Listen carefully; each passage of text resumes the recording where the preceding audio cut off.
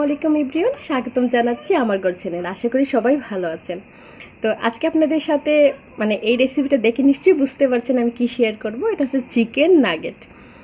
আর গড়ে স্বাস্থ্যকর উপায়ে তৈরি করে বিকেলের নাস্তা বা সকালের নাস্তা বা মেহমান আসলে এই নাগেটের কিন্তু জুড়ি নেই।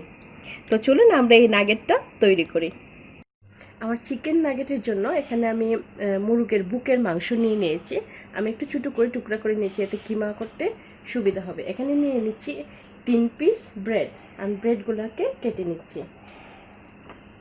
আমি এই সাইডের অংশগুলোও নিয়ে নিব, আপনারা চাইলে এটা বাদ দিয়ে দিতে পারেন।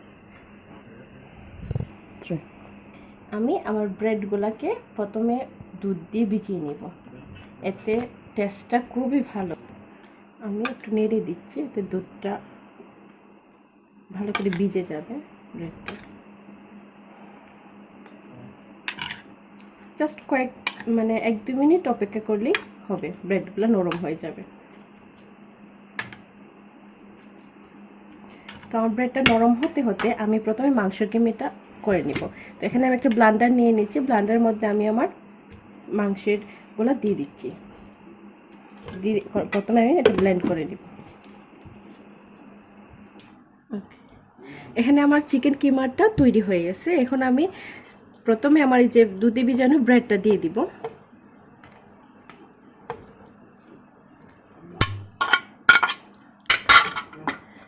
এখানে আমি কিছু মশলা ইউজ করব। এখানে আমি দিয়ে দিচ্ছি রসুন পেস্ট, আদা পেস্ট, অল্প একটু পেঁয়াজ পেস্ট, এটা কিন্তু অপশনাল। আর এখানে দিয়ে দিচ্ছি একটু জিরা,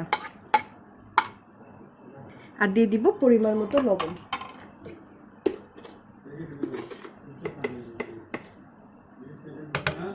যে যতটুকু পছন্দ করেন ততটুকু নেবেন। দিয়ে দিচ্ছি গোলমরিচের গুঁড়ো। এখন আমি এটাকে মিক্সড করে নিব। আমার পেস্টটা তৈরি হয়ে গেছে, এখন আমি নামিয়ে নিচ্ছি।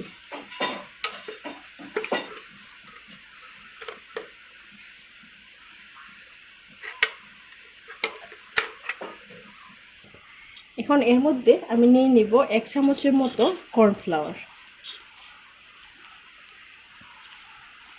আসলে রেগুলার ফ্লাওয়ারটা দিলে যেটা হয়, কালারটা অনেক সময় ডার্ক হয়ে যায়, সুন্দর আসে না। আমি এখানে 1 টেবিল চামচের মতো নিয়েছি। আর নিয়ে নিব পরিমাণ মতো তেল। অল্পই নিব তেল, হালকা একটু নিয়ে নিচ্ছি হাতে, এতে আমার নাগেটগুলো তৈরি করতে বা শেপ দিতে একটু সুবিধা হবে। আমি এখন ভালোভাবে মিক্সড করে নিচ্ছি। আর হ্যাঁ, আমি প্রত্যেকটা কাজের আগে বা যেটা হাত দিয়ে করি তার আগে কিন্তু খুব ভালোভাবে হাত ধুয়ে নিয়েছি। আপনারাও চেষ্টা করবেন সাবান পানি দিয়ে ভালো করে হাত ধুয়ে নেওয়ার। আসলে আমাদের সচেতনতাটাই ইনশাল্লাহ আমাদের এই করোনা ভাইরাস নামক মহামারী থেকে রক্ষা করবে ইনশাল্লাহ।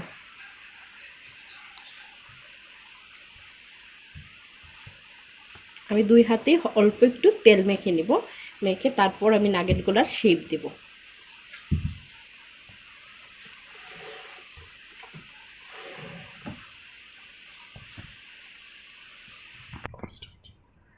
আমি হাতে তেল দিয়ে দিয়েছি, এখন আমি নাগেটের শেপ দিয়ে দিব।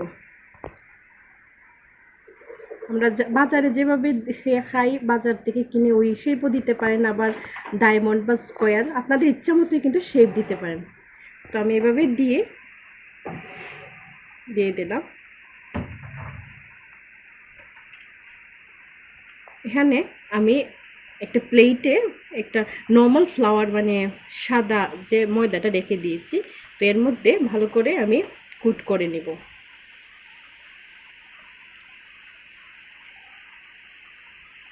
তারপরে এখানে একটা আমি ডিম ফিটিয়ে রেখেছি, ডিমের মধ্যে চুবিয়ে নিচ্ছি।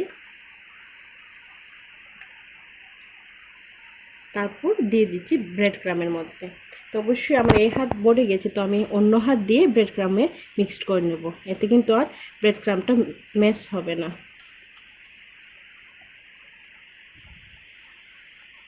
দেখুন হয়ে গেল। এইভাবে আমি সবকটি নাগেট তৈরি করে নেব।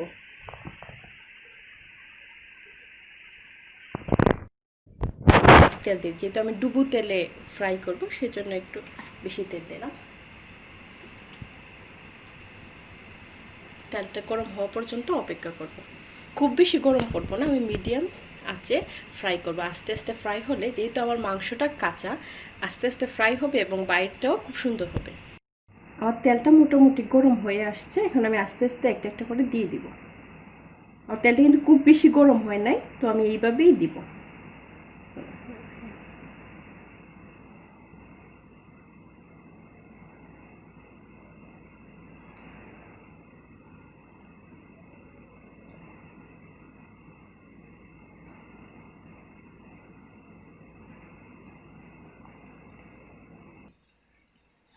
আমার মোটামুটি এক সাইড হয়ে আসছে, এখন আমি উল্টে দিচ্ছি।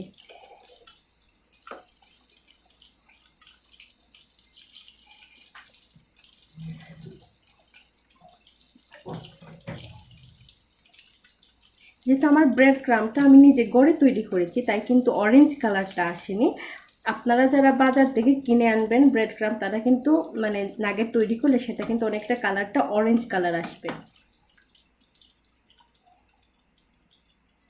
কিন্তু একেবারে আস্তে আস্তে আমি একবারে অল্প আছে রান্না করতেছি, এতে ভিতরটা খুব সুন্দরভাবে হবে আর বাইরটা হবে ক্রিপসি।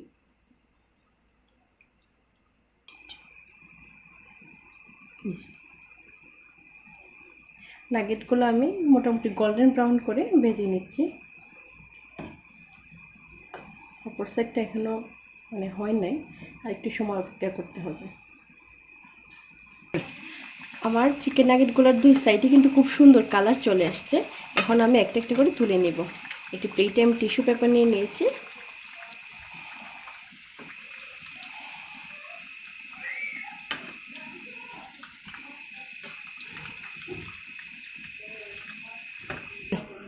তৈরি হয়ে গেল আমাদের চিকেন নাগেট। আমি ভিতরটা আপনাদের কেটে দেখাচ্ছি, দেখুন বাইটটা কতটুকু ক্রিপসি।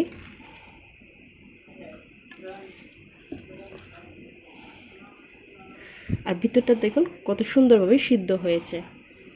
আশা করি আমার ভিডিওটি আপনাদের ভালো লেগেছে। যদি ভালো লেগে থাকে অবশ্যই লাইক দিতে ভুলবেন না, আর কমেন্ট করে জানাবেন। এই চিকেন নাগেটটা আমার যতটুকু জানা, বড় ছোট সবারই কিন্তু খুবই প্রিয়। আর ঘরে বানিয়ে দিলে তো এর স্বাস্থ্যকরতা নিয়ে কোনো চিন্তাই নেই। তো যদি ভালো লেগে থাকে অবশ্যই একটি লাইক দিবেন, কমেন্ট শেয়ার করবেন। আর যারা এখনও আমার চ্যানেলটি সাবস্ক্রাইব করেননি, প্লিজ আমার চ্যানেলটি সাবস্ক্রাইব করুন। আর ভালো থাকুন, সুস্থ থাকুন। আল্লাহ হাফিজ।